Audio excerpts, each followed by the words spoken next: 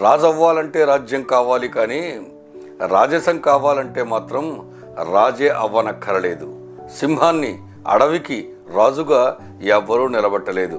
తన స్వభావమే తనను అడవికి రాజుగా చేసింది. అలాగే నిన్ను కూడా ఎవరో తివాచీపరిచి స్వాగతించి గొప్పోడు అని నీకు బిరుదునివ్వరు.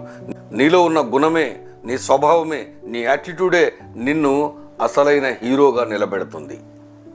నిన్ను విమర్శించే వాళ్ళకు ఏమీ సమాధానం చెప్పకు.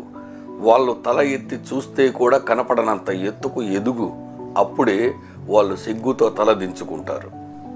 అన్ని సమస్యలకు గెలుపే పరిష్కారం కాదు.